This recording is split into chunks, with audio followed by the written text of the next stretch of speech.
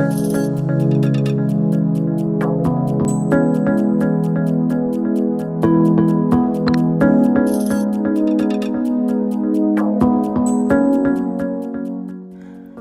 хотод байрладаг тус сургууль нь 62 га талбайг хамардаг, 12,000 орчим оюутантай, 8 коллеж, 26 тэнхэм, 19 төгсөлтийн институт, 6 их сургуулийн төвчний судалгааны төв, 1 нэгдсэн судалгааны төв, сургалтын төвүүдийн алба, түүний харьяа Жүнлийн ахлах сургууль байдаг.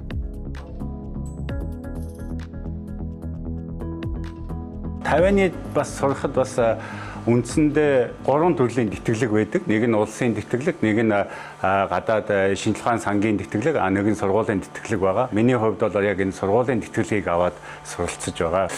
Ер нь манай сургуулийн багш профессорууд бол ихэнх нь яг барууны улсууд, Америк нэгдсэн улс, Канада, Австрали, Англид бүгд судалгааны ажиллаа хийж ажиллаж исэн. Зөвхөн сургуулийн тэтгэлэг нь зөвхөн сургалтын төлбөрөөр хангахаас гадна тухайн оюутныхаа судалгааны чиглэлийг дэмжиж ажилладаг. Жишээ нь өнгөрсөн 10 сар ихт одоо яг Индонезид болсон зайнаас тандан судлалын олон улсын хуралд яг өөрийнхөө судалгааны чиглэлээр би яг багштайгаа хамт оролцоод илтгэл танилцуулсан. Тэрийг маань тодорхой бас дэмжиж өгч байгаа. Магистр докторийн судалгаанд гэхгүй бакалаврын түвшинд ч гэсэн энийг өгдөг. Ялангуяа бакалавр оюутнуудыг бол нөгөө Герман, Франц, Канада, Америк энэ сурж байгаа оюутныг явуулахаас гадна Солонгос, Германаас, Японоос, Францаас оюутан солилцсон оюутнууд ирж суралцдаг байна. Нэгдүгээрт бас яг сүүлийн барууны олд амжилтуудтай суралцах боломжтой болж эхэлнэ.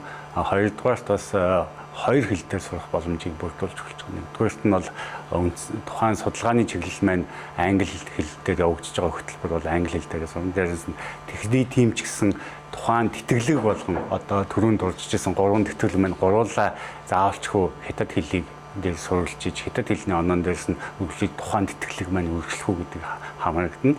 Тэгэхээр давхар бас ярианы хятад хэлийг сурах боломжийг бүрдүүлж зөвхөн англи дээр сурж байгаа хөтөлбөрч гэсэн хятад хэл дээр бас сурах боломжийг бүрдүүлж өгч байгаа.